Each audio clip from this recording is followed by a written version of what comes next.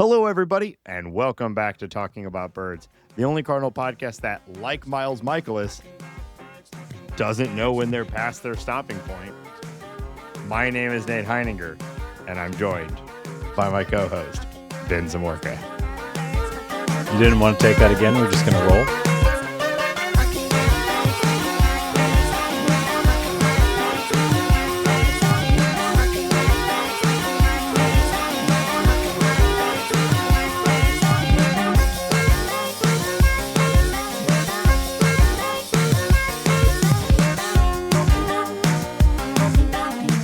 If you have an idea for the opening bit, text or leave us a voicemail at 848-48-BIRDS. Or you could be like Bird Scored member and frequent contributor Rob Nunn. Rob, thank you so much for submitting that opening bit. Doing, I think, the important work of making sure we don't let Miles Michaelis get away with it. You know what I mean?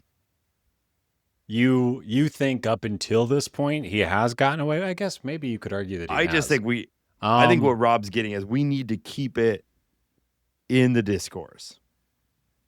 Yes, that he's bad. I guess. I don't know. I think that also it's bold take to say that like Miles Michaelis was good and a legitimate contributor to the St. Louis Cardinals for several years. I don't think global icon. Yeah, I don't think we ever reached that point, but we certainly haven't known when to stop. If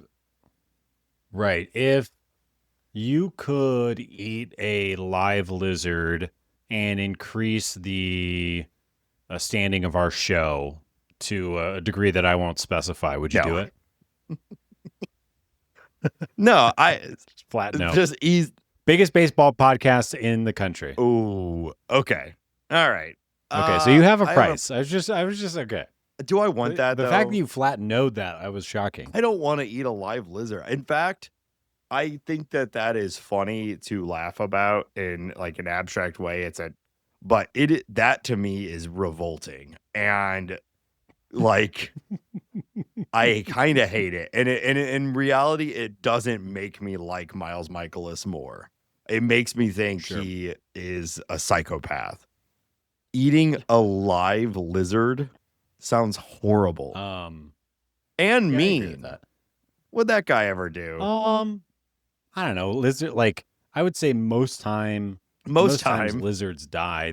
Most times that a lizard dies in the wild, it's getting eaten alive. So, circle of life. Yeah. But it doesn't have to be just some guy eating them. I went to Curacao with my wife years ago at this point. Brag. And there was a restaurant on the island, and they sold it was like a whole fried iguana, and you just kind of like pinch, because there's not a lot of meat. You just kind of pinch the meat off the ribs and toss it back. It was cooked. That's a fundamentally different thing to me. That's like a dish, and it's fried, and it's considered just like scooping a lizard and just chopping it. It sounds horrible. It sounds like one of the worst things. Like, I'm an adventurous eater, and I'll try like things. You've shot the minnow at Lake of the Ozarks, right? No, I don't think I shot a minnow. You haven't done this before.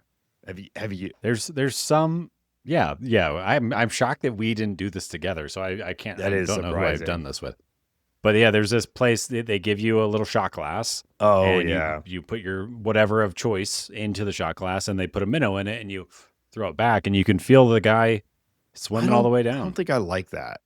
I don't think I want to do that. Yeah, I mean, I don't think I like it. It's more of like for the sport and the tomfoolery. But there's a yeah. I mean, I don't know. I guess I haven't really examined it all that much. My parents went to a place in, I think it was Alaska, that has like an old bottle of alcohol that has like a human toe. Like, sir, our parents went to this. Yeah, your mom and her husband. Because I got a short video of my mom taking a shot of something, and it was like a dead guy's toe or a toe that came off during frostbite something like that. And it's supposed to knock your lips while you take the shot. So that's fine to me, honestly. I would do that a million times before I would crunch a live lizard. Really interesting. It's got to be Okay. sterile in there at that point. You know what I mean? I mean, what are you really going to catch from a What are you dead going to toe? catch from I an mean, ancient dead toe that I ain't Right. already got? I got a toe. yeah, you're riddled with disease. I think we haven't really hit that on the pod before. Mr. Burns thing where you've got so many diseases that none of them can get through. There's a traffic jam. Yeah. My genetics. I know The Simpsons. My genetics too is great. Definitely all the good stuff, not the bad stuff. Yeah. We got a packed show, Hambone, here after an action-packed St. Louis Cardinals weekend. But we're recording. It's New Year. Our recording schedule. Land the plane. Our recording pal. schedule, a killer lineup of New Year's Day and Christmas Day being release days. Yep. But we're making it work. 201. We just had episode 200. Thank you to all the people who sent nice words and congratulating us on 200. That was very nice. It was lovely. But it's New Year's Day. How's your holiday season been? We're back apart from each other. I can still smell the remnants of the Samorka clan being here, but the presence is gone, which is helpful. Right. And I left some presents too, if you know what I mean. I know. Underneath the mattress, like dog, like the bathroom's right around the corner. You gotta go. How'd you even do that? Fast, dude. I get my fiber. Ew. A lot of lizards. Looking around for some. Yeah. The lizards are high in fiber because they eat bugs. Yeah. Right? That Makes sense. sense. What did you ask How's me? your holiday season gone so far? Fine, man. What I was there with you. I don't know. What do you want me to say? I don't know. It's fine. Flying on Christmas is good, relatively. Do you run into Santa? Didn't see Santa. I was barred from the window seat. So I couldn't keep my eyes out for him. What would you do if you were looking out the window and you saw Santa? Dude, I'd call the cops, FBI. Cops. I don't know. I would flip out. Cops. Yeah. Eric, shoot him down. Yeah. What's happening there? Wow. But yeah, I mean, I haven't gotten a present from Santa in a while, so I don't really feel like naughty boy. What do I owe him? Yeah, that's a good point. I'll narc. I know you. Santa is a narc. Well, or is he a narc? He's the recipient of narc. He employs millions of narcs all over the world. Like a narc database, or rather, the narcs feed into his. He sees you when you're sleeping. He knows when you're awake. He knows if you've been bad or good. So be good for the TV behind you. Just like popped on or something. What's going on back there? Yeah, it keeps doing that. Don't worry about it. I think Santa's watching me through this television. You saw the new Avatar. We like to talk movies on this podcast. Is the Avatar series dead? What's your take? Is it triumphant? I've never seen any of them. 3 hours and 17 minutes of a total blast. Yeah, you liked it. I'm blue, baby. You like most things, though. You like most movies. I like everything. Yeah. No, that's not true. You hate most things, but movies you like. I think you use most of your love and affection on movies, and then the rest is just dry and hatred. But it's hard to argue with. Yeah, I'm not the one. I've heard this said by somebody else, but movies are meant to be looked at and listened to, right? And there's nothing that looks better or sounds better is more of a spectacle than Avatar. So I'm not going there to like look inside myself or really get any deeper than just a really beautiful popcorn movie. But yeah, it's a little too long, but I had a great time, Nate. I like going to Pandora. I like rooting for the Na'vi people. Mm-hmm. I like whales that can write symphonies and see a little of yourself in them. Oh, God, I would trade my life for a Tolkuen's life tomorrow. That would be great. I would be much happier as a Tolkuen. Yeah. What's a day-to-day of a Tolkuen look like? Swim around, baby. You're right. What are you talking about? I agree. I'd be a Tolkien. They be Yeah, swimming. I'd be a Tolkien Yeah. too. We talked about Knives Out pretty recently on the show. In the last like 96 hours, I have watched Knives Out 3 and then 1 and then 2. So Ooh, that's too much Knives Out. I disagree. I've had a great time. Have you watched the third one yet? I have. I like the first one. I think the second one is kind of bad. I think the third one is really good. I think the third one's probably the best. So one. it's funny you say that. We watched the third one and I walked away saying that was better than the second one. But I still like the first one better. The third one, I love the church setting. I really liked what's the main guys? Father Judd, whatever. Tom O'Connor. Yeah, Josh O'Connor. Apparently rumored to maybe be the next Bond. We'll see. Too small of a face to be Bond, though, if you ask me. Wow, that's the smartest thing. I think you got to have a big pod. face if you're going to be Bond. Notoriously huge face. Look at all of them. Played. Sean Connery. Big face. Keep it going. What? Pierce Brosnan. I don't know. Very big face. No, I don't care about this. Anyway. Yeah. Does he? Oh. Compared to what? A guy with a small face. Okay. It makes sense what I'm saying. People are agreeing. You're the one who's wrong here. All right. And I really liked it. I really, really liked the third one. And then I had the same memory that the second one was fine, but not exciting, not anything to write home about. But we rewatched it, and it was a lot of fun again. Like I almost enjoyed it more on a rewatch. So if you get a chance, I would recommend rewatching Glass Onion because I really like. I read a take on the series, which is that with the third one, Wake Up Dead Man, it's like the best plot, but the worst suspects. And having watched all three movies in a short window of time, I actually agree with that.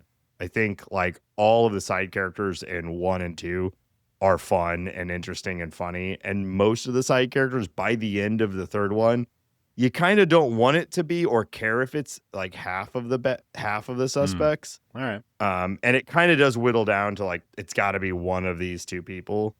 And I don't think the other ones. Well, it's got to be somebody. It's got to be somebody. But I may or may not do that. I will tell you, and we can wrap up the movie conversation. But I am about 3/4 of the way through a Lord of the Rings extended edition rewatch. I try to do this every winter time, and I'm off work right now, so I'm really just melting my brain in front of the TV. I mentioned The Grinch being one of few movies I've seen multiple times in theaters. I saw Return of the King 3 times in theaters, and yes, however, you ain't got to watch that movie 3 times in a short window of time. The last hour is everyone saying bye to each other.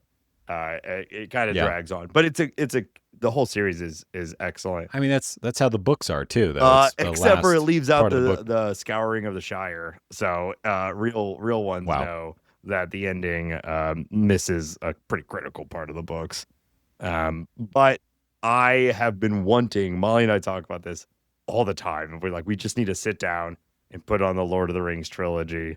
Because I've been wanting to rewatch those for a long time. I haven't really watched them since they were like contemporary. So I watch it every year. I think it's great. Yeah, I haven't done the extent. I don't think I've ever actually sat and watched the extended edition. They're long. Be kind of a bummer if the extended edition was not long. All right. Yeah, that's we a good watched point. the have you ever seen the director's cut? This will be the last movie thing. We watched Little Shop of Horrors recently. Little Shop of Horrors. Have you seen that? No, I have not. You've never seen it at all? I haven't seen the director's cut. I've seen the original. So we watched it with our daughter, who's 8. And generally pretty good at this sort of thing, especially if it's really comical, really silly, you know. And we didn't know we had selected the director's cut. We didn't even know that was a thing. It didn't say it. Oh, And I think I know. It ends like how the play yes, ends, it's right? horrible. All of the main characters Yeah. die, and then the spoilers, I guess, but whatever. The plants then go on to like kaiju style take over the world, killing people Yeah. left and right. And we thought we were watching the non-director's cut, but neither of us had seen it in like 20 years. And so like as Audrey is being eaten, my daughter's like, oh, like, oh no, like, and Molly's like, don't worry, it's gonna be fine. And we both were like, it's gonna be fine. And then Seymour slowly consumed. We're like, it's gonna be fine, we promise. And then they take, and we're just like, what the hell are we watching? And then did some research and found that it was like a fully Yeah. different thing, which was pretty funny. That's some crack parenting over there. It's fun though. The director's cut ending is like if you're into like puppetry and practical effects and stuff like that, it's pretty remarkable. They spent like millions of dollars making this thing and then cut the whole thing because nobody liked it. Yeah. But I thought it was fun. It's especially fun if you think it's gonna be something else the entire time. It's like when I saw Parasite and I thought it was a monster movie for like I don't because I love The Host by what's his name? Korean Won director. Bin Chun. No, I think you're mixing up a Korean director and a Cardinals farmhand. Won Bin Cho. I think this is a Cardinal podcast. I could be forgiven. Yeah. I thought it was a monster movie. And it's very much not. I think it is, Nate. If yeah. you look for the monster Capitalism. inside all of us, and the monster is capitalism and the way in which the wealthy treat the not so wealthy. So maybe you're right. Well, listen, Hambone, we got Bong Joon-ho. Bong Joon-ho. That was close. Okay, I don't think it was very close. We got a pack show, Hambone. Not a lot going on in Cardinal world right now, as it's been a relatively slow week in between Christmas and New Year's. No one expected it to be an action-packed week, but the rumor mill still flies, and so we're going to talk a little bit about that. How do you want to start this? Is the rumor mill like? Is it a windmill or is it a mill that creates rumors? This is the most difficult question anyone's ever asked me. Okay. You think about that. I think we should start with talking about it's got to be at Mills Brendan. Rumors. Like it's you Yeah. know. It's not powered by rumors. No. Okay. Because I'll take that. So a windmill then would be Yeah. wait. A windmill is powered by wind. The point I was about to make was going to undercut exactly. Yeah. I think it's a mill powered by rumors. I have to be consistent here. So the mill keeps turning because the rumors keep flying. Yeah. Okay. Well, looking into that rumor mill, and it's the thing that it's being powered by. We gotta stop all of them. By the way, they're ruining our sightlines and giving birds cancer or whatever. Actually, God, I hate the big industrial windmills, but that's for a different pod. Let's talk about Brendan Donovan. So I think everybody in the industry, including people on this pod, were shocked that Wilson Contreras was traded before Brendan Donovan, considering all the hype that was going around, especially coming out of the winter meetings with the Mariners and Giants kind of emerging as front runners. The Cardinals seem like they are deliberately being patient because Donovan is obviously their best trade chip and the person who is most likely to net the Cardinals some significant players back. Since that all has happened, we've heard that the Red Sox have entered the picture as far as their level of interest with acquiring Brendan Donovan. And we've also learned that it seems highly likely that Arizona and their possible trading of Ketel Marte is what is holding up this whole thing. Ketel Marte, obviously a better player than Brendan Donovan. He's a little more expensive, but I think no team is really going to look at it like that because he is arguably the best second baseman in baseball. Obviously, Brendan Donovan is not too shabby either, And for a little information on what's going on with the Diamondbacks, in a chat with Mike Hazen, who is their Pobo or GM or whatever the hell his role is, uh, they are obviously they're kind of dangling him out there right now. They're very likely to put an end to the Marte trade talks shortly, is what Hazen said to MLB.com earlier this week. When pressed for a specific timeline, he says that they haven't figured it out yet, but they cannot remain in a holding pattern much longer. And he implied that it is more likely that Marte stay with the Diamondbacks than get traded. I think that is probably not worth very much. Mike Hazen saying that, because I would say that too, because I'm trying to get the price up. The other thing is, we know it's been reported pretty widely that Marte has kind of been like an asshole in the locker room.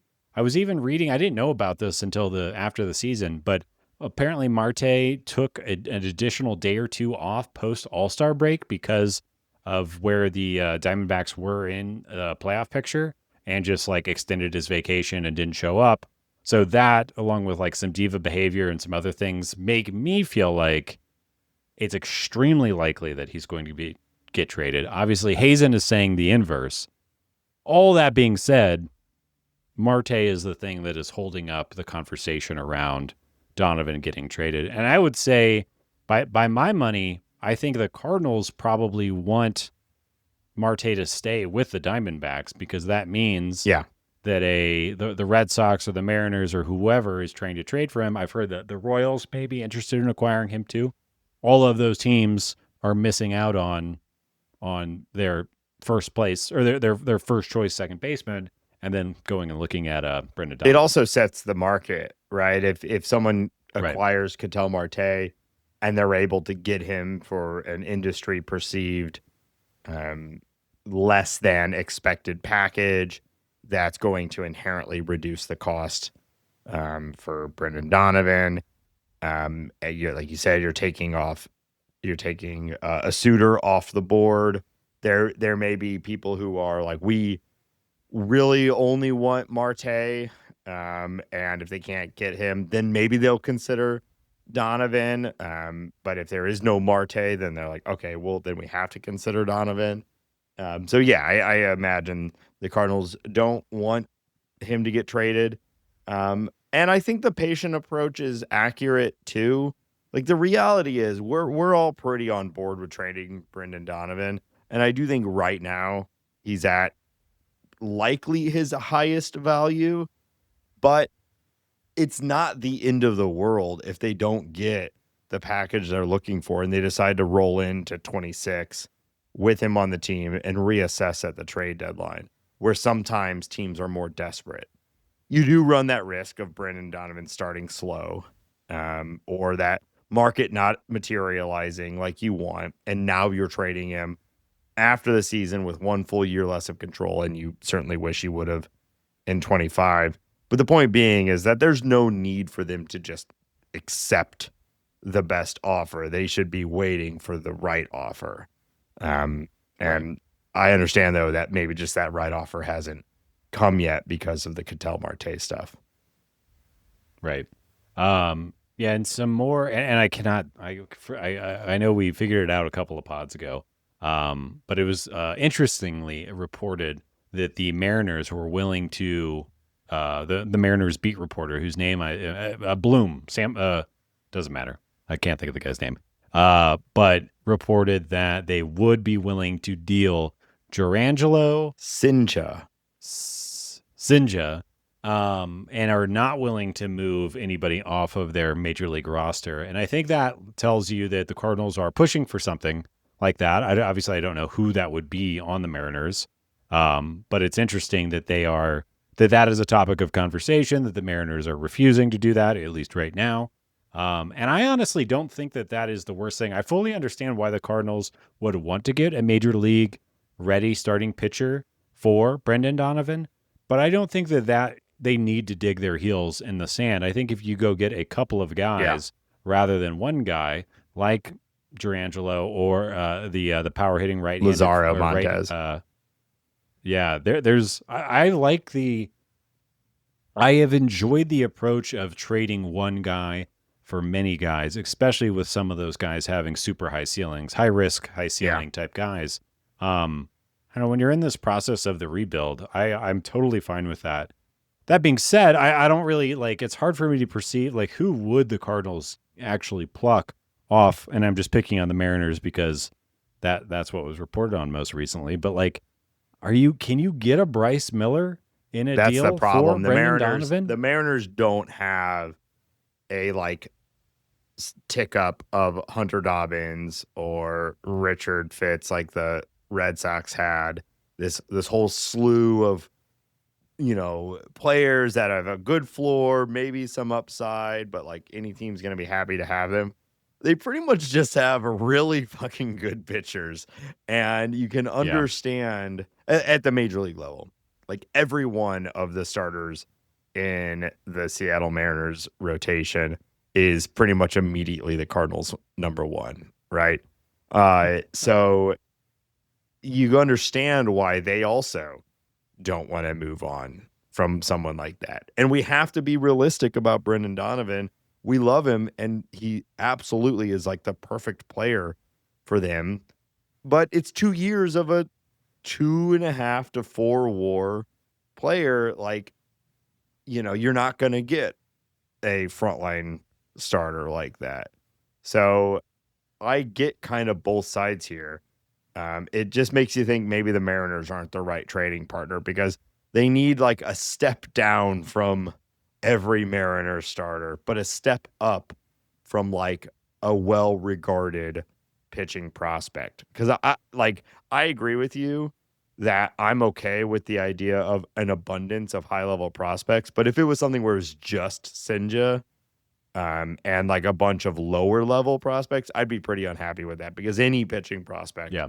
is a gamble, and it seems Right. like the Cardinals don't want to gamble on the return for Brendan Donovan, which is fair. But if you get several of those gambling chips, the high end ones like a Sinja and a Montez, yeah, you feel a little bit better about that return. I think that would be an exciting return, and the Cardinals don't really have like a Montez in the system, but like Yeah. just one high, like Sinja's good and would be one of the better pitching prospects in the Cardinals system, but he's not like a top pitching prospect in baseball right now in and of himself, at Right. least not yet. So I kind of get both sides here, and it just makes me think Yeah. maybe the Mariners just aren't the partner right now, unless the Cardinals decide to, or they decide to, let's do a package deal, and we're getting Donovan and something else, and we can pry their fifth starter and have him come be our ace.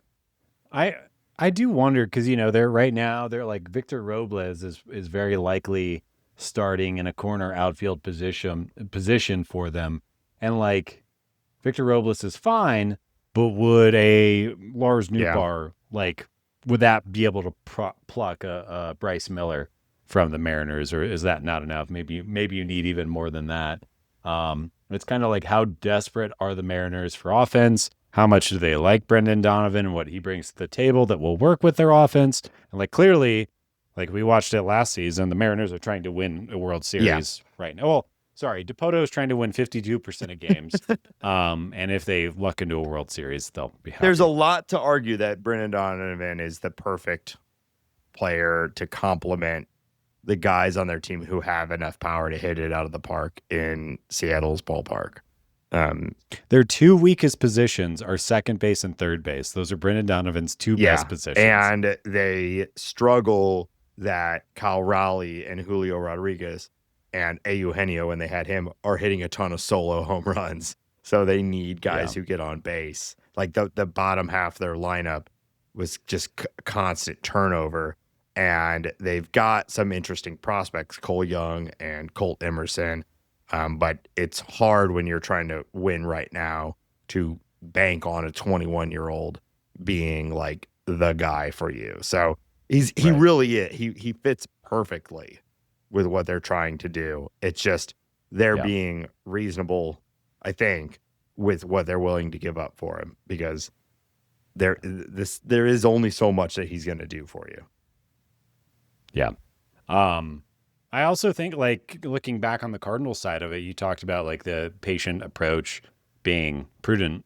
And I think that like Bloom probably feels a huge amount of pressure to get this trade right. Yeah. I think that like we've all been pretty happy with the Sonny Gray and Wilson Contreras trade. I think Cardinal fans generally and talking heads and websites and whatever have been pretty happy with what the Yeah. Cardinals have gotten back.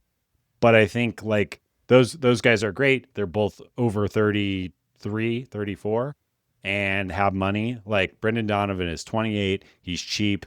And he is got a consistent profile. I think that like Bloom probably feels like he has to get this right because it is their biggest trade chip, and this is a kind of trade that can set the franchise up to turn around a lot quicker. I am not by any means comparing this to the Mookie Betts situation, but we can't Mookie Betts it. Yeah. We can't get Alex Verdugo back for Brendan Donovan. Like, weirdly, the return that the Cardinals is gonna have to be better than what the Red Sox got for Mookie Betts. Well, that was like There's a lot of other factors. It was immediately everyone's like, "This is a bad deal." I also think that was more John Henry than Chaim Bloom. I think there were other things going on there. And look at those damn Dodgers just being there to swoop up a Hall of Fame player for almost nothing, and then signing him to an under.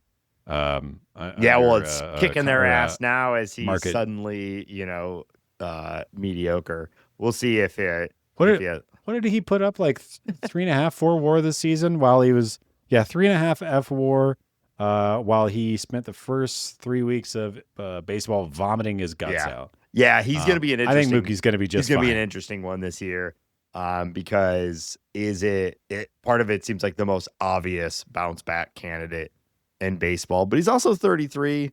He's not the biggest guy. It could just be decline time for him too. It'd be very normal for a player of his type and age to just start to become 3 WAR instead of 6 or 7 or whatever.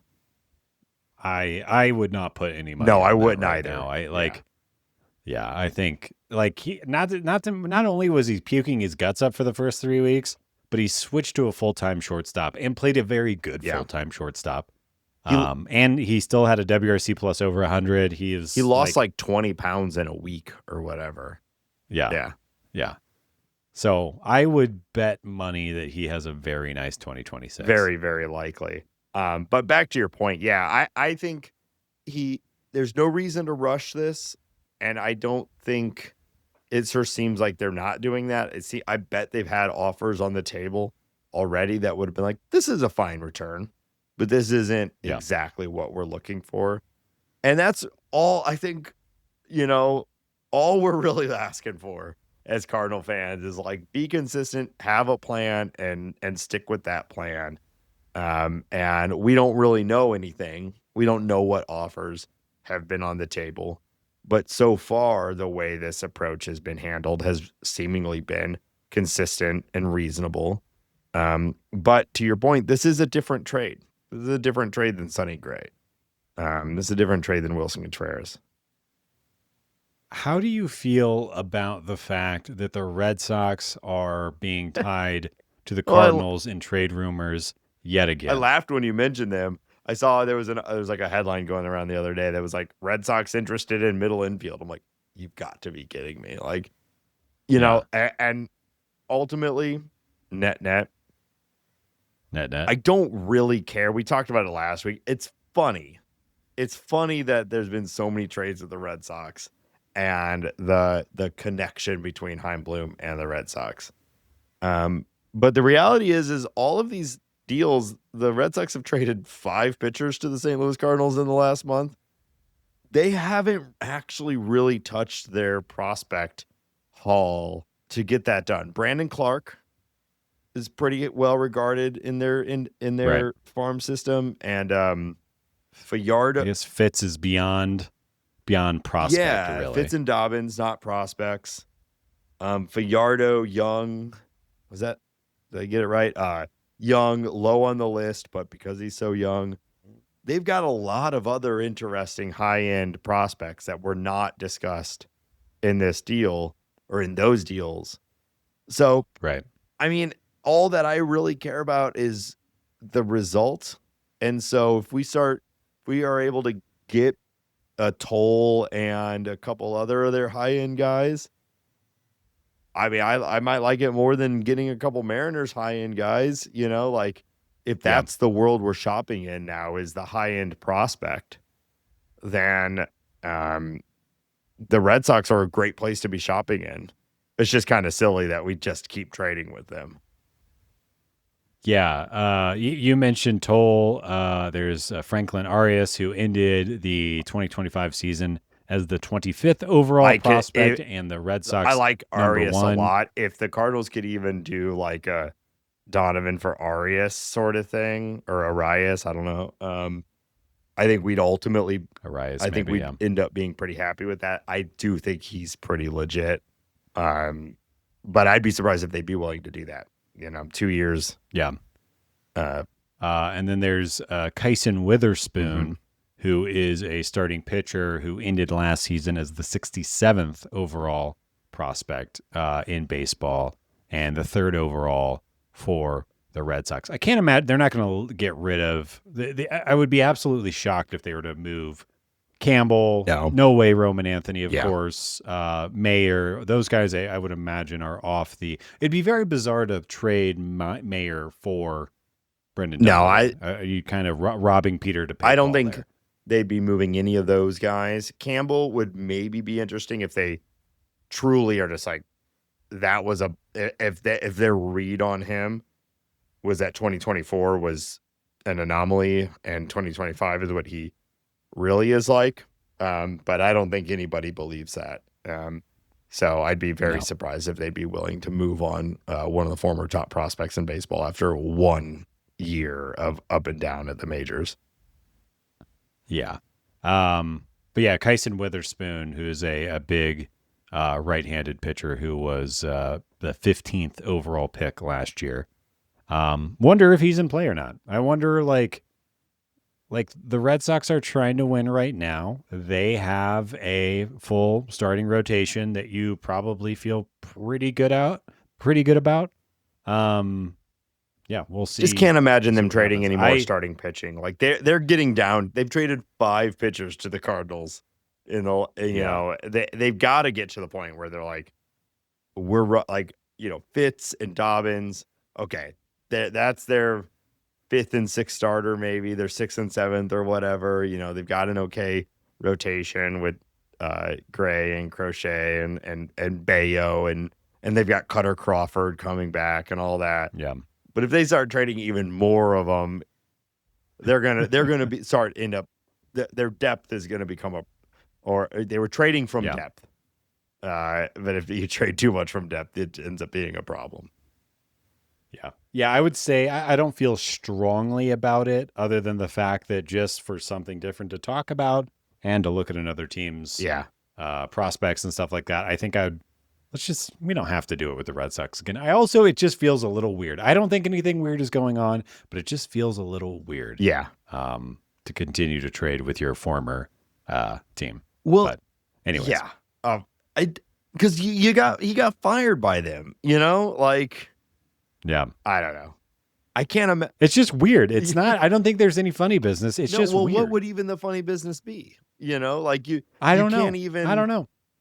You can't even unless we believe he was like a sleeper cell, so like he was fired by the Red Sox to go to another there's nothing that makes sense to would actually make you even think that there's anything. I want to be clear. I don't think anything like that is happening. But I do think it's weird. It's just weird. Yeah. All right, let's totally change the subject. What about the Giants have been, we're just kind of really speculating wildly right now. The Giants have been thrown around as a trading partner. I think that they make a lot of sense too. Him playing second base would make a ton of sense. Obviously, they're trying to win. They're trying to push in. They're spending some money. Do you have strong feelings about their number 1 prospect, Bryce Eldridge? If the listeners, if you're not familiar with him, he's fascinating. He is 21 years old. He's a big lefty bat. He is 6'7", 240. He is a tall, drink of water, and as you can probably guess by that body type, he hits dongs. Yeah. He hits big, long dongs out of the ballpark. And we love a big long dong, don't we, folks? But is a first base DH like no defensive value type of player? I like other teams having Bryce Eldridge. Really, I kind of like the idea of the Cardinals. I mean, they don't. There's not many guys like Bryce Eldridge. No, we've talked about this player type a bunch. It's not the same as Jordan Walker, but he's in a similar giant guy who crushes the baseball and misses a lot. Yeah. You know, I think Bryce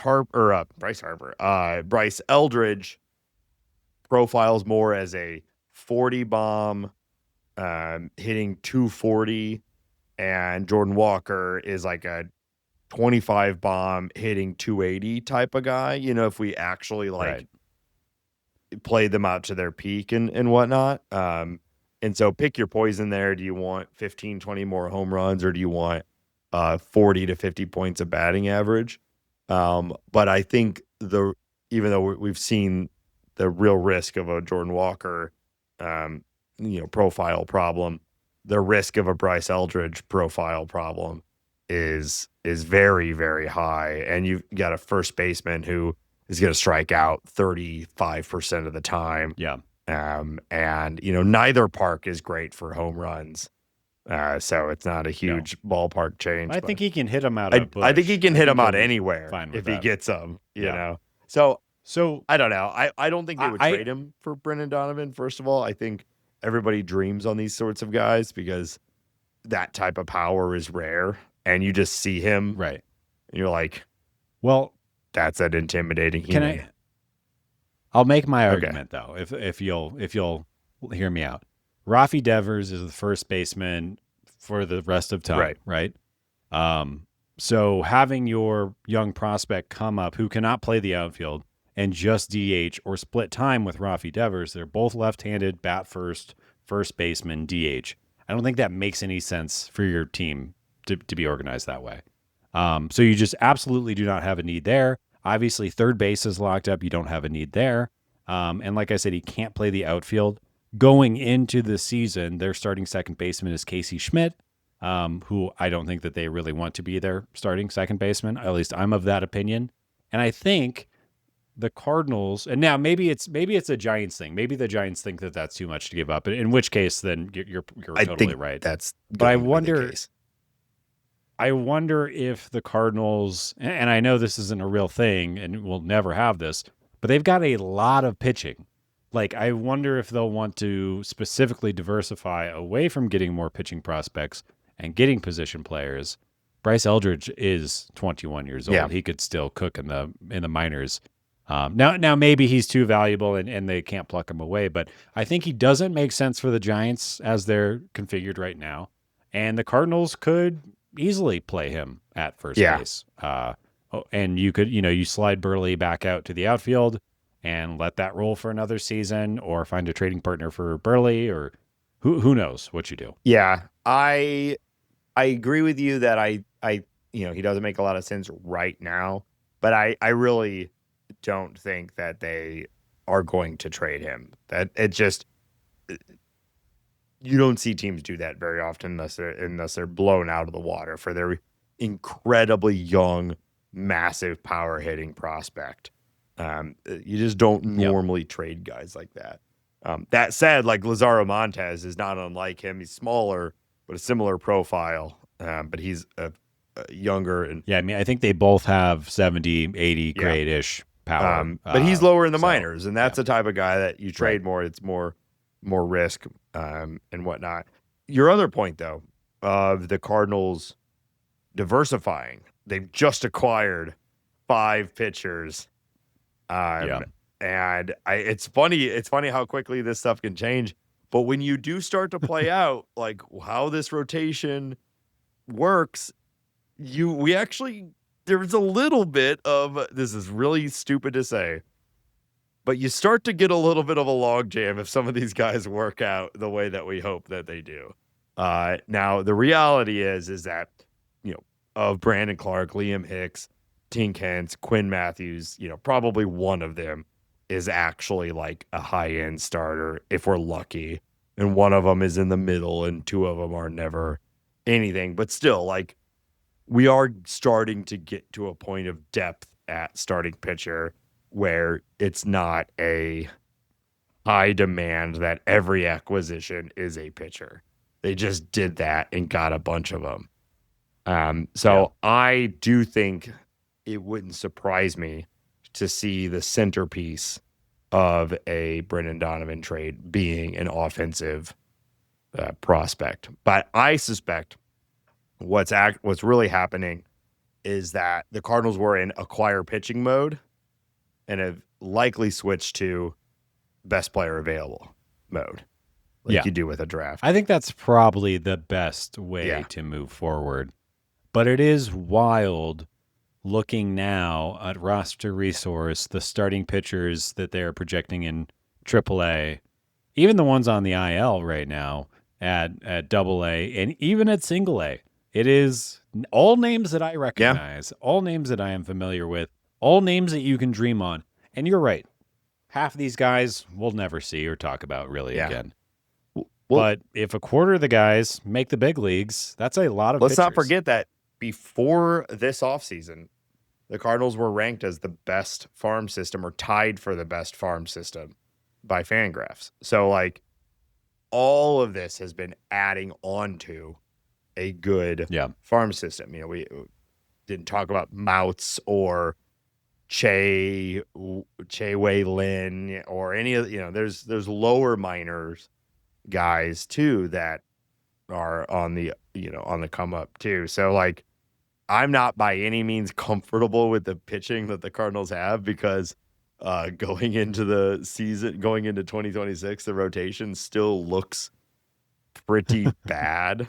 But the point is that when you're projecting out for 2027, 2028, et cetera, you start to see the shape of what a good rotation could look like purely from internal. I think we all hope I think the reality is it'll be a blend of that. And then we all kind of hope they go and like buy a guy in this offseason or in 2026 or 27 or something like that. We hope a good chunk of those guys work out, and we have to have a conversation in a couple of years of like, oh man, we should trade Tekoa Roby is too good to be in the minors. We should trade him for some slugger somewhere or something, something. We want to be in the Mariners position where you're like, shit, all of our pitching is so fucking good. We can't just trade one for like we have to get a guy that's really good in return. Right. Yeah. The Mariners, it has to be fun and extremely frustrating to be a Mariners fan right now because they have such good pitching. And they have Julio, and arguably one of the best players in baseball. And then they just had the Cal Raleigh season. I mean, they were inches from a World Series, Yeah. But it like if you read, if you're online or whatever, I do get the sense that Mariners fans are like they're at their breaking point. They've had so many good teams over the years, and just it's never come together. And this version of the Mariners, like. You're not going to have a Logan Gilbert, George Kirby, Brian Wu, Bryce Miller, and that's you mentioned already. The best player on that team is not any of those guys. It's Julio Rodriguez. Right. So, yeah, I was watching the A-Rod documentary on HBO and like talking about him coming up as like a 19, 20-year-old with Ken Griffey Jr., being the star player in center field and the pitching staff that they had, like how this team has had Ichiro, they've had so many Eduardo Rodriguez, they've had so many good players, King Felix, and they've never, it's wild. And some players, like so many players that I also like, who doesn't love J-Rod? Nobody likes A-Rod, but J-Rod is good. Yeah. To be Alex Rodriguez, bad. Julio Rodriguez, good. Okay. Yeah. Be clear with that. Did you see that thing? It went a little viral after they got eliminated. There was like a post-game interview, and you just hear like a guttural scream in the background. Did you catch that at all? No, I did not. It's rough. They're interviewing like they're in the locker room, and it's like right after that game where they got eliminated. And they're interviewing like Kyle Rowley or somebody. And, it's a very calm interview, and they're doing fine. And you just hear in the background just like a scream, like someone had just stumbled on their entire family dead, just a scream. And it was later speculated, if not confirmed, that it was Julio Rodriguez, who struck out in that last at bat in like a pretty poor at bat, like not a single pitch in the zone. Trevor Hoffman made him look like a fool. And not Trevor Hoffman, Trevor, the Hall of Famer came back. Jeff Hoffman, Jeff Hoffman. Yeah, they brought back Trevor Hoffman. Jeff Hoffman, the Blue Jays closer, just threw all sliders or whatever, and he struck out swinging. So baseball's hard. Yeah. Good thing we don't play that. Thank God. Yeah, I washed out young. All right, can we move on? I think we can. Anything else you want to say about Brendan? No. Let's get it done. Yeah, get it, Brendan done. Yeah. We'll check in on the Nolan Arenado conversation. The Cardinals, Blue Magoons, everybody has said that it is still top priority for them to move Nolan Arenado. We've heard that one before. The market is depending upon Alex Bregman and Eugenio Suarez signing first. Obviously, we've talked about the third straight year of offensive regression. It looks like people around the league are looking him as kind of a backup option, and maybe even a backup player. The Angels have interests, and I think the big question is, would Arenado actually waive his no-trade clause? We'll talk later about how the Angels have finally parted ways with Anthony Rendon, thank God for all baseball. And then it is also mentioned in a Katie Wu article earlier this week, who is still writing about the Cardinals. Thank you, Katie. That the D-backs are a possible team that is interested in bringing Nolan Arenado. It seems very likely that the Cardinals are going to eat a huge chunk of the money if and when he is traded. And something that Katie brought up that I thought was interesting, worth just kind of thinking about, is that Nolan Arenado did mention that he is open to splitting time in first base and third base, if needed. I think that makes a lot of, or that isn't something that you would like to hear if you are the Diamondbacks, because I think they're slated to have their first baseman be Pavin Smith right now, who is a fine but not great player. And maybe it makes sense to start Arenado at first against lefties from time to time. I could see that making some sense. But anyways, I think the most interesting part is the conversation around, I could 100% see the Angels making a legitimate offer to acquire Nolan Arenado for all the Artie Moreno weird reasons of why that organization has been the way it's been since 2001 or whatever. The question is, I think the interesting question is, does Arenado perceive that team as a better situation than the Cardinals? I think there's two reasons why the answer to that might be yes. Southern California, which is where he's from, and just a more desirable place for him to be. And whether or not you like how the Angels have organized their roster over the past couple of years, you could absolutely argue that they are trying to be competitive while the Cardinals are clearly taking a step back. Yeah. Does Arenado see it that way? If I were him, and we're very fundamentally different people. I would rather play for the Angels in 26 under his set of circumstances than the St. Louis Cardinals. If I was a young player coming up, hoping to be a part of a future franchise, Cardinals by a million miles is not even a question. But if I'm playing for a team that I hope in 2026 everything breaks right and I'm a part of a team that's competing for a playoff spot, it's the Angels, and it's not even close. The Cardinals are breaking down. They're explicitly saying we're rebuilding. The Angels, they were better last year than many people thought they were. Still not, or than many people thought they were going to be. Beat most projections.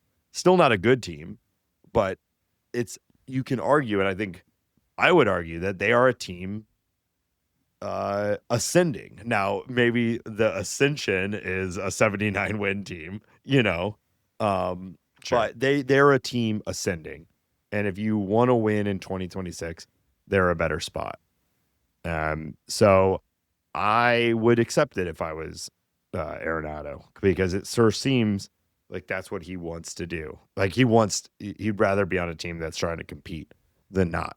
But there's a million there's Angels are kind of a laughing stock. Like they're probably not going to win in 26, so where do you actually just want to spend your time? I think Cardinal fans will be good to Arenado if he's still around. I think at this point we get it. They did the whole thing with the goodbye last year. I think no one's going to hold it against him. And maybe we get a bounce back and we have a lot of fun. But if I was him, I would accept a trade to the Angels. And I imagine that the Cardinals would eat the majority of the contract, which is fine. I also think the first base thing is he had said that in years past.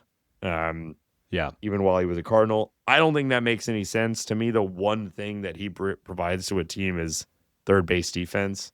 So moving him over to the first base, I don't see there's gotta be a guy in your organization that's going to provide a better offensive profile at first than Arenado right now.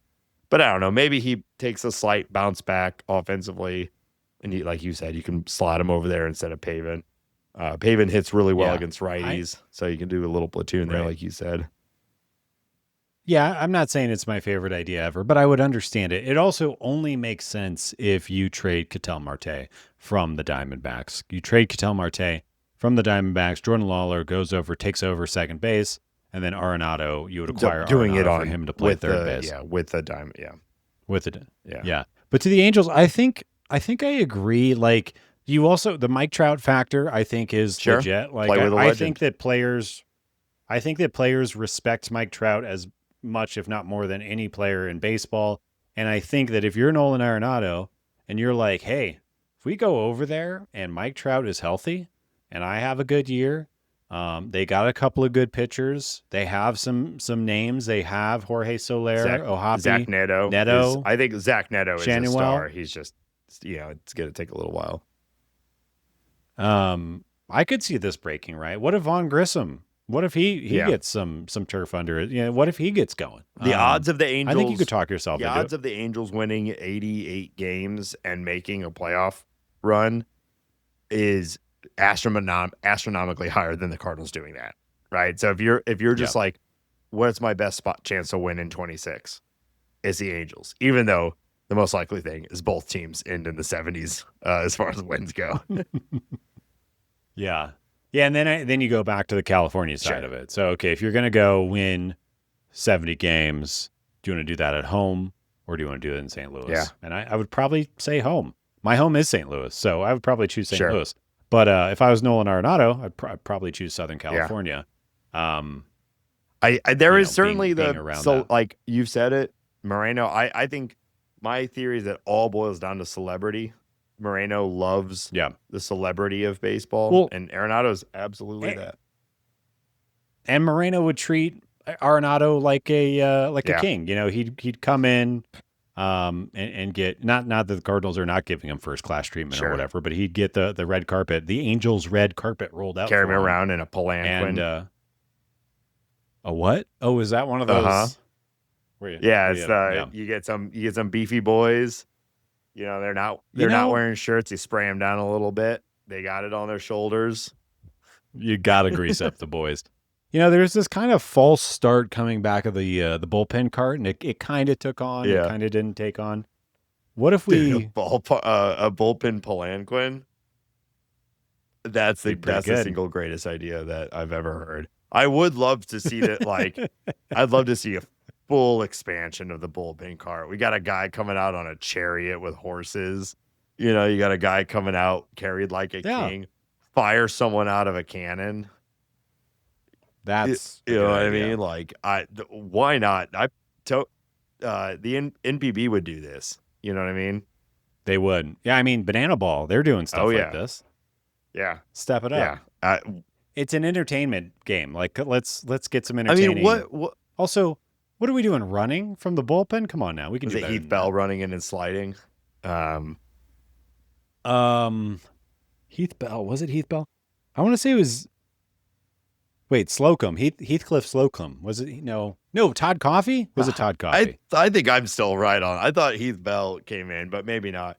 But I mean, we're There, I'm already Googling. Heath Bell we're running doing big shows. We're turning and all the lights. sliding. We're doing like big things. Why not come out on horseback? Might mess up the field a little bit. I mean, who cares? I am watching a video of the 2011 All-Star game, and Heath Bell ran in, sprinted, and slid about 2 yards off of the bullpen and then hopped up. And all the infielders are just laughing at him. He's a big boy too. It's a good move. Forgot about Heath It's Bell. a powerful move. Yeah, now the broadcast is showing that he's got an average fastball of 98 miles per hour and a 100-yard dash speed of 10.2 seconds. It's like the one that's went kind of viral. I think it was Giovanni Gallegos who, instead of going through the door when the Cardinal bullpen was clearing for like a fight or whatever, instead of going through the door that was like, he leaps over the wall of the of the bullpen. We need more of that sort of thing. I miss Giovanni Gallegos. He's a free one agent. Of the better, right. An underrated Mazalek trade. I agree. That's all the Cardinals specific chat I have. Anything else you want to talk about there? No, I think we're good. Let's we'll move into the back half of the show and talk a little what little league news there has been. And we're gonna celebrate the new year, Hambone. But before we do that, we want to remind it. What the hell are you gonna do to me? It'll be fine. It's fine.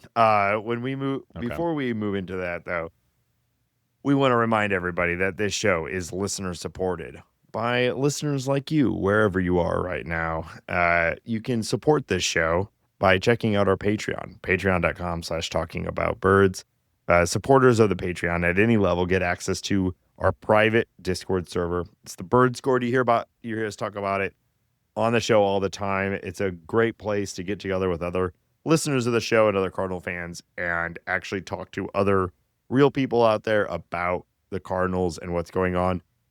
It has become a legitimate service to me, and I think the other people in the pod, in the Bird Score, as far as synthesizing breaking news. I check it before I check the Reddit or MLB trade rumors because I know somebody's going to have posted about it. And I try to, if I see something, I go there first. If I want to talk about a thing, I go there first.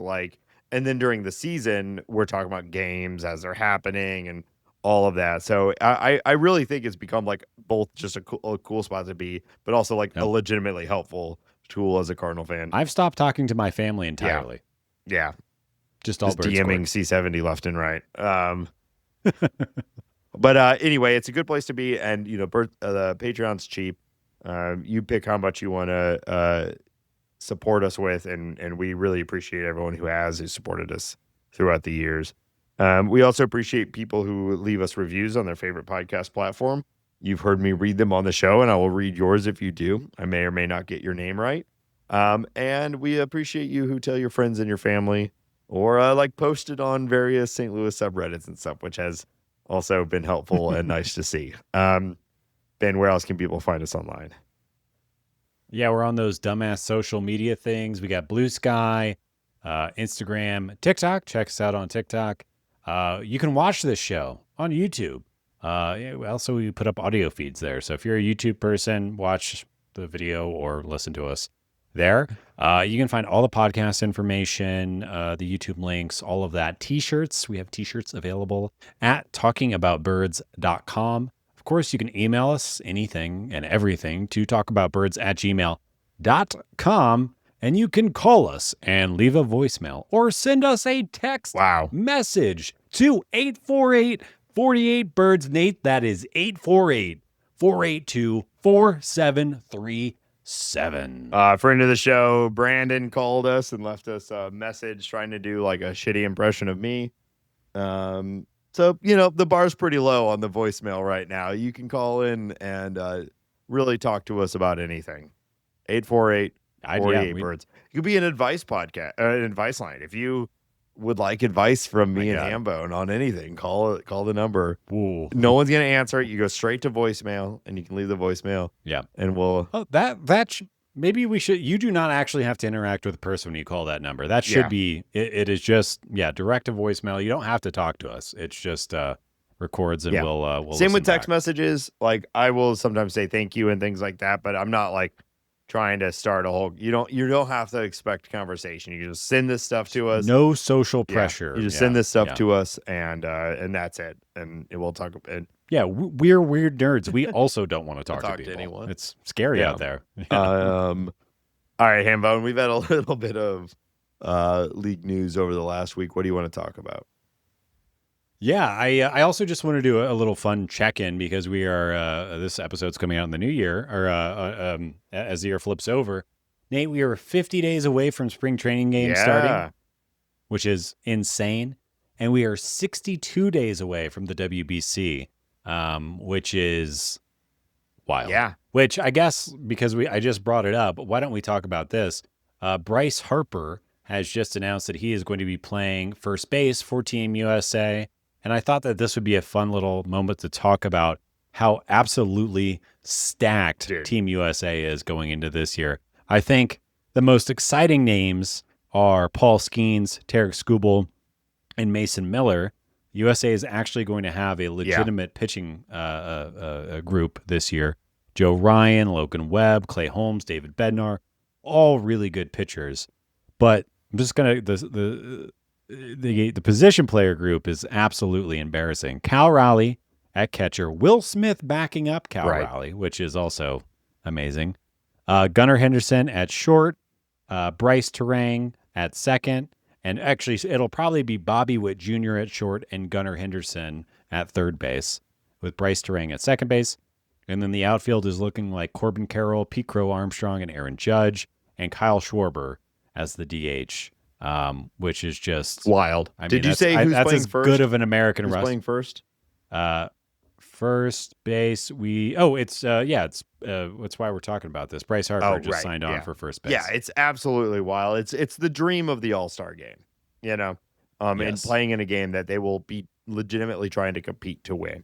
I'm incredibly excited about it. The Dominican Republic also have an incredible team, but where it's starting to separate is that pitching staff.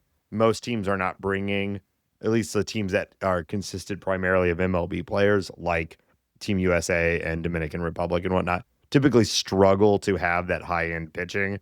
But everyone's joining up this year. The WBC is only gaining in popularity, and I love it. I'm so excited for this. It's going to be a lot of fun.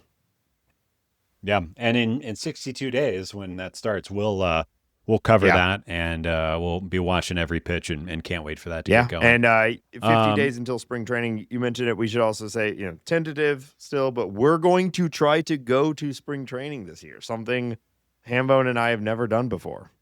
So we're going to do it, Nate. I'm committed. Like all that matters is us just doing it. So, we've got to figure out the right weekend or whatever. So we've got all the planning to do, but we're all soft committed or hard committed to doing it. Yeah. And to that point, if I'm sure somebody out there listening is a spring training veteran, if you have any advice, restaurants, places to stay, anything, if you could send us some of that information to our email or voicemail or text us, that would be super appreciated. It's our first time, but super excited about that.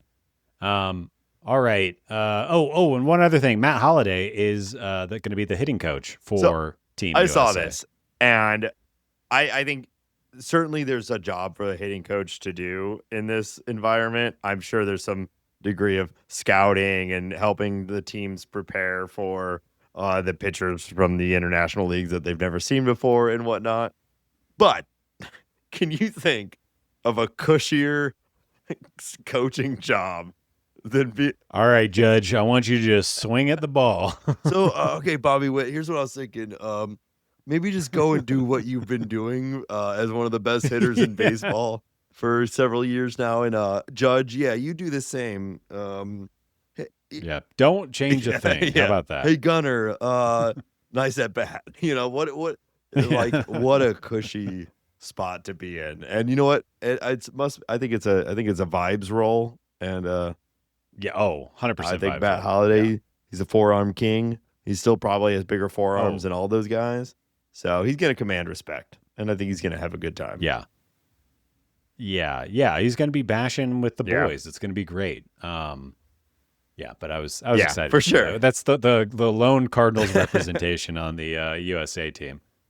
Absolutely. All right. I mentioned this earlier. Let's talk about the Angels and Anthony Rendon. They have agreed to a restructured version of his contract that will defer the $38 million he is still owed over the next 3 to 5 years. Rendon will not return to the team. His tenure with the Angels is over. However, he is not retired, which I thought was fascinating. That might just be some administrative work that needs to happen. And in case you're wondering, Rendon played in 257 games from 2020 to 2025. And he accrued 3.9 Baseball Reference WAR over that time. My favorite thing, though, is that 2.2 of that Baseball Reference WAR was accrued in the shortened season of 2020, which is just, this has got to be, I mean, maybe other than the contract that I can't think of, the starting pitcher with the Nationals, who's Strasburg. Why can't I think? Other than the Strasburg extension, I guess if you're just looking at free agent deals, that wasn't a free agent deal. It's got to be one of the worst of all time. Between, like, I don't know, there's probably something we're not thinking about if somebody just immediately gets hurt and like never really contributes. But between his injury history and everything else, his attitude, him just being obnoxious, and his seemingly lack of desire to even play baseball, it's got to be one of the worst free agent signings of all time when you look at everything together. I'm sure there's worse from like $1 per return or whatever. But everything else combined, the fact that they had to negotiate to get him to leave baseball early, you know what I mean? Like, I can't think of a single time that's happened. No, we will pay you to just get away from the be gone. Yeah, it's bad. Classic. It is. Classic goof. Well, the thing is like he put up over 7 WAR his season before. Like, he was such a good player. Won a World Series. Was arguably the best team on that, or player on that World Series winning team. He was so good. And then I think it is obviously injury is real, and I think that hampered him. But my gut feeling is that he got the bag and then just stopped. I think he won a World Series. He got the bag. He played well, and then he got hurt, and then he's like, you know what? Fuck it. It's like, and game respect game, I guess. Like, it's pretty wild. It's what people talk about that and accuse players of, like, oh, they got the bag, they're not gonna care anymore, and it's almost never true. Most of these guys have like frankly, like a disorder, the degree that they compete and whatnot. So you don't really have to worry about someone getting a big contract and not carrying anymore. But then there's Anthony Rendon, and it's like, it can happen. But I suspect it's blended with injury and probably some deeply complicated blend of mental health stuff about his who knows. But it's really bizarre. And of course, of all teams, it's the Angels. It feels like if that contract had been on any other team, this doesn't happen. But it's something with the Angels also that you're just like, like, best case scenario, I'm still just playing for the Angels. It's got to be demotivated. I wonder, like, and how does the clubhouse look at you at a certain point? Yeah. Like, what is, like, when you are rolling in with showing chains, up like that? He's probably Well, like, even Mike Trout, who is, it hasn't been amazing for Mike Trout recently, but nobody is questioning his effort or anything like that. When he plays, he's great. He just, it's an unfortunate reality of the human body is not meant to do baseball. God, you know, you nailed it. Let's move on. The Athletics sign Tyler Soderstrom to a 7-year extension worth $86 million. Yeah. It's got escalators that can get them all the way up to like 115, 120.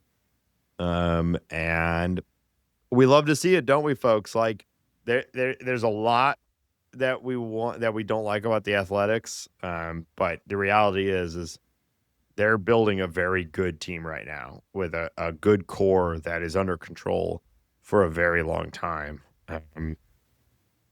They locked up Butler. Was that a year or two ago? They locked up Rooker last year.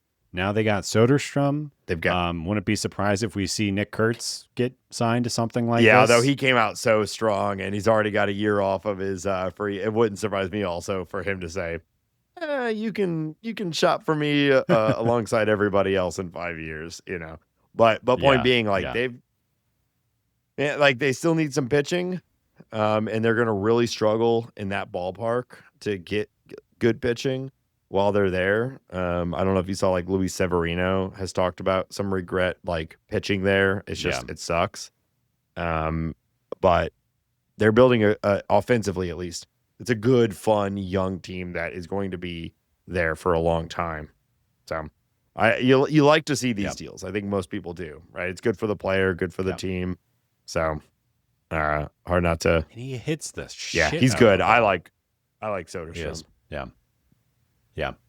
All right. The Orioles have reunited with Zach Eflin, 1-year deal worth $10 million, mutual option for 2027.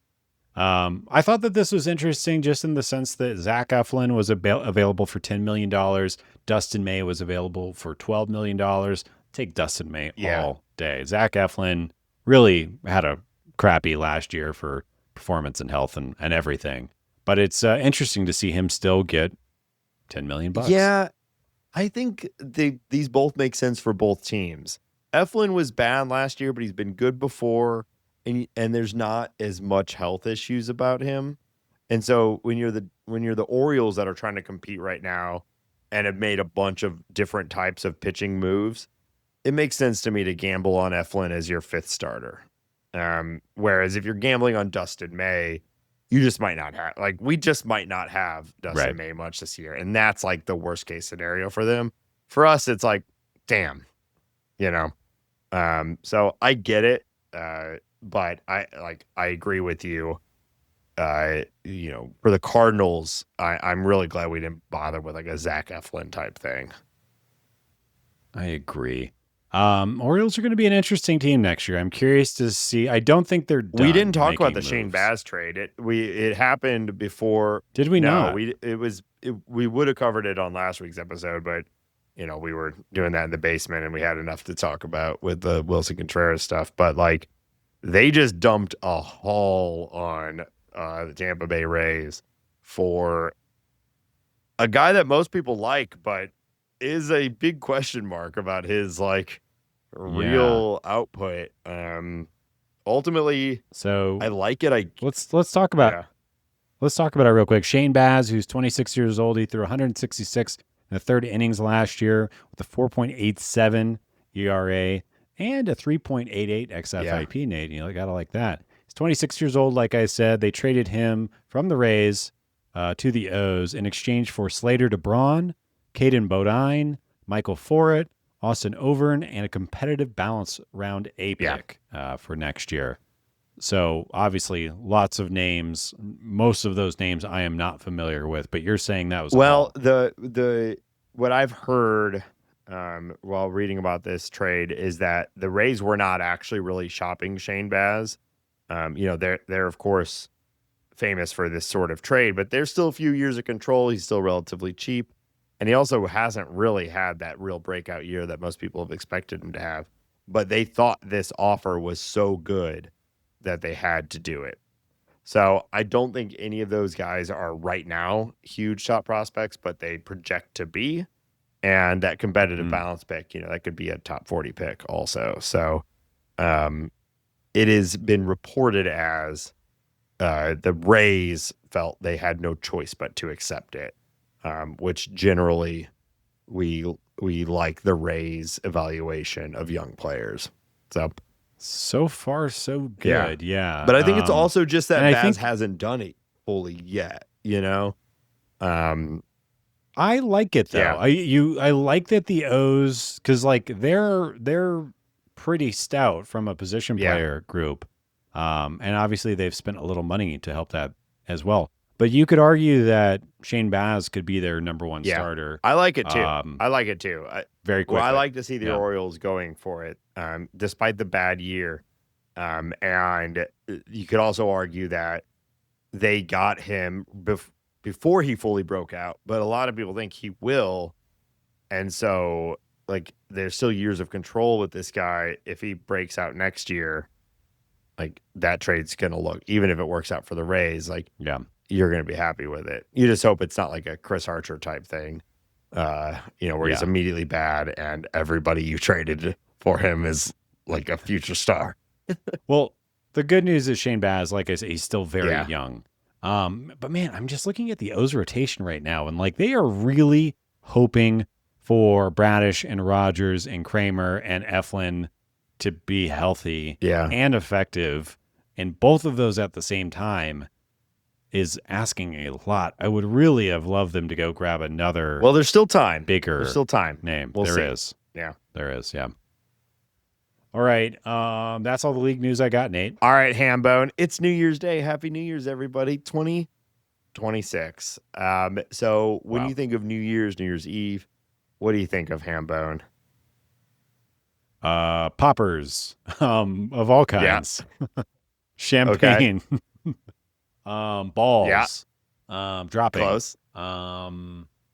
Countdowns. Okay, I'm glad you said it. So we're playing a little game I'm calling Cardinal Countdown. We're counting down from 5. I've got 5 questions for you, each related to a number in the Cardinal Countdown. Let's begin. So starting, as I tab to my little list here, starting at number 5. Wow. What 5 players do you want to see perform well the most in 2026 for the Cardinals? Okay, you want 5 I thought players. I'd keep it wide open here. Okay. So I'd like to keep it MLB level. Like, what 5 MLB players do you want to see perform well? Yeah. I would say, I think number 1 for me is Libby. Yeah. I want to see Liberatore take the next step. I think we talked about it all season. I think he took a really nice step forward last year. I want to see the strikeouts be a bigger part of the game. I want to see the consistency be a bigger part of the game. I want to see it last all season. But I want Libby to step up and be the pitcher who I think he's turning into. Sure. I think that would be really, really great for the Cardinals timetable, really, really great for the Cardinals like conversation around what this turnaround is going to look like. And man, it makes the rest of the starting rotation a lot easier to lay out with him being actually good. Really a good, like the best pitcher on the team. And wouldn't that be fun? So he's number 1. I would say, I mean, Ivan Herrera has got to be number 2, although I feel very confident that he'll be the best hitter on the team next year, but I'll put him next. Jordan Walker. Is he going to be on the major league staff? Is his hip going to keep collapsing, or have we fixed the collapsing hip? There's those videos going around of him at Driveline, where he was hitting, homers the hardest he had ever hit, at least to his memory. He doinked it was in batting practice, so, whatever. But he doinked a homer at like 115 point something miles per hour. And he looks back at the coach and was like, oh, that's the hardest I've ever hit a ball that high. So you got to feel good about that. Yeah. So he's number 3. Go Mason Wynn, number 4 again, kind of in the same boat as Ivan Herrera. I think good things are going to happen there. I'm not all that worried about where that goes. But I got to put him on the list because I want it to go well. Um, and then I guess, I want Riley O'Brien to have, like, it would be really fun if he just comes in and throws that disgusting two Yeah. pitch mix and it's just one of the better closers in baseball or relievers in baseball. That would be really fun. But I'm going to go with a new guy and Dustin May. Okay. Let's have Dustin May have a healthy and effective, maybe not great year for the Cardinals. And either he's a Cardinal or we flip him and we keep juicing this prospect pipeline. Yeah. Well, you really, with the way his contract is worked out, so if he's good, then you really got to trade him at the deadline, right? To get a return. Yeah. But yeah, totally. I think the only thing I would change, I might swap out May, though I completely agree with you.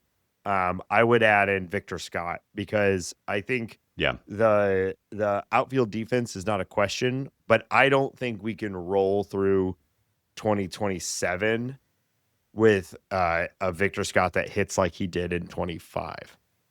I think I think that Nathan Church is going to make that conversation very interesting. Maybe very quickly, depending on what Victor Scott looks like. Nothing would make me happier for Victor Scott. It doesn't even have to be crazy. We all know, just maintain a reasonable batting average, steal some bases, and show just a little bit of power, and let the rest of the tools fly. That's all we need. 260, 10 home runs. 40, ship it 45 all day. stolen bases. Gold glove defense. Gold glove defense. I think he could do a lot more than 45. I'd love to see the Cardinals run next year. I agree, but like just a offensive season that makes you say, all right, that's settled. He's the center fielder. We love everything else about him. He can bat eighth or whatever. That's fine. We just like his, we like him as a player on the team. So let's just take that, like you're rebuilding your team. Who's going to be your center fielder? Let's just settle that question next year. Only 25 next year. Entering into power years. All right, 4. We're counting down. Oh, also Jose Fermin. I want Jose Fermin to go to the All-Star game. 5, 4. What are 4 reasons for optimism in 2026? 4 reasons for optimism. I think the bullpen could surprise a lot of people. I think the bullpen is probably going to be better than most people think because there are names that nobody has heard of. I think the defense will be very good next year. Runway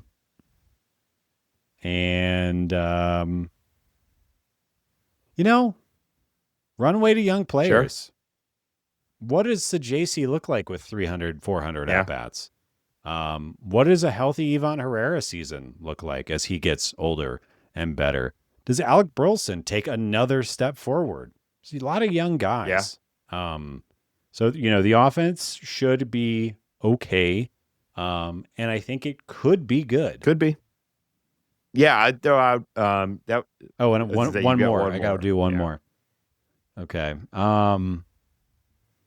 What is my final reason for optimism? Oh, I can't believe I missed this. JJ Weatherall. JJ Weatherall. You said runway for young guys, so it's like that's kind of encompassed in there, but we'll give him his own spot. Runway for young guys. JJ Weatherall. Separate thing. Okay. Yeah. What are your 3 worst fears for 2026? Cardinal related. That we cannot. Yeah. My biggest fear for the Cardinals is that they do not know where to find innings. Yeah. Matthew Liberatore is getting lit up. Palante can't get past the second time around if he's a starter. McGreevy, the lack of strikeouts becomes a real problem. The Kyle Leahy experiment does not work out.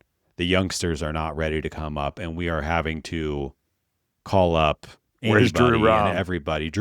I was just going to say Drew Rom. Drew Rom. I don't think he's a Cardinal anymore. Where is Drew Rom? But we're going to need him. That is my biggest fear is the innings are just not going to be there.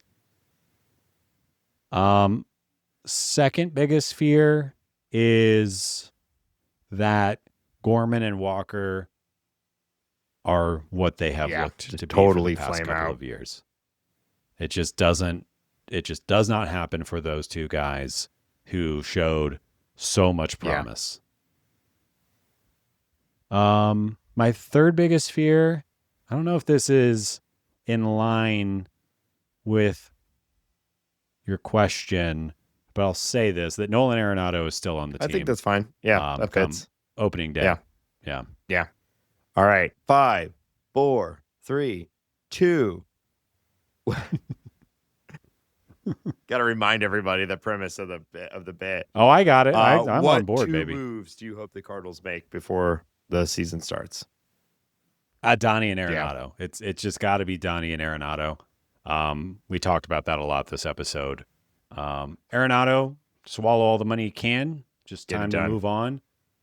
Donnie, let's go get Bryce Eldridge. Let's get Bryce Miller. Let's get a Bryce. We need a Bryce. We do need a Bryce. When's the last time we had a Bryce, Nate? I can't think of one. I'm sure there's been one. The Detroit Tigers have a really good prospect, Bryce Rainier or something like that. You go get him. Let's get him. Sure. Bryce Matthews from the Giants. Actually, Bryce Matthews from the Giants is a high risk, high reward type of guy. Shortstop, second base, power speed combo. There's Bryces all over the place. Let's grab a Bryce. I think the Tigers and Donovan. There's some sense there. That's a good trade combo. But yeah, those two guys for sure. Get a Bryce. Let's go. Finally, 1, 5, 4, 3, 2, 1. What is your prediction right now for day one opening day lineup? Let's just say there's a righty on the mound. We'll keep it simple. There's a righty on the mound. Opening day lineup. All right, I'm going to go Mason Wynn at shortstop, hitting first. Alec Burleson, first base, hitting second. Ivan Herrera, DHing. You think so? I think he might catch opening day. If they're going to have him split, Yeah. Okay. I'll phone a friend. I'll take that. Let's go. Ivan Herrera, batting third, playing catcher. Okay. Then it gets complicated. We're filling gaps here because now you're assuming no Arenado and no Donovan, right? Yeah. So I'll go. Is Newt still going to be here? I'll go Newt batting fourth, playing left field. I'll then say JJ Weatherholt playing second and batting fifth. So I think he's going to have a great spring training. He's just going to come right out of the gate. It's going to be so much fun. And then let's go probably Sajacy at third, hitting. Am I at sixth place now, or is that seventh? Six. Then Walker in right. Oh wait, I forgot my DH position. Maybe Walker DH. Yeah. Victor Scott in center, and I think that's everybody. Who do you have in right? Jordan Walker. Who's DHing then? I feel like, didn't I just say this? Or did I not just say this? I think you said Walker DHing. Oh. Okay, no. Sorry. Let's put Walker in right field and Jose Fermin as DH. Great. Okay. Well. And honestly, I kind of mean that. I think Jose Fermin. I know you mean that. He's not a great. Yeah. I know you mean that. You've been ringing the Fermin bell for a year now.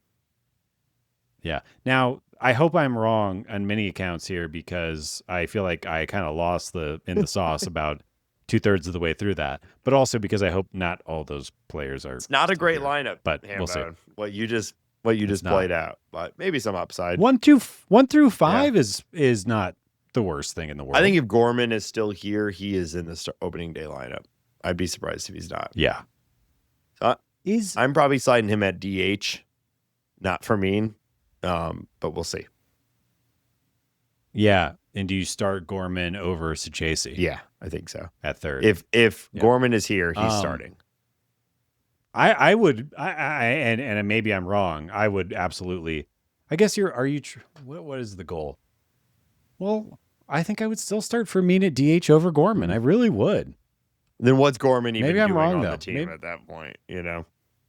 I don't know, Nate. I mean, last It was year rough. there were glimpses of it. It was rough. But man, it well, was that's bad. why I say if he's even on the team, but I don't think he's a bench bat. But I guess we'll see. It's when he goes bad, he goes so bad.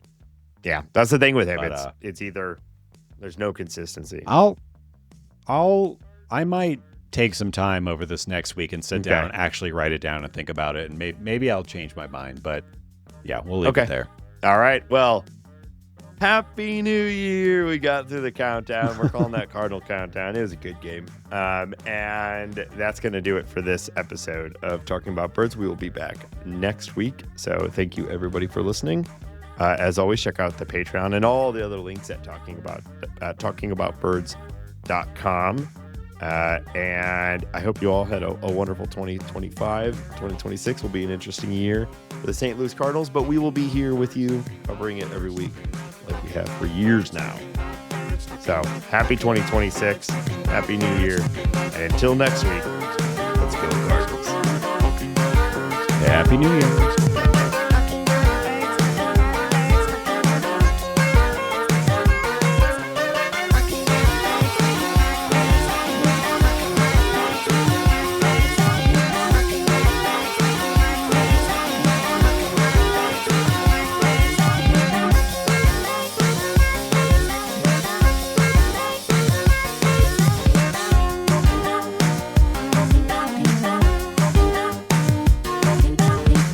Talking about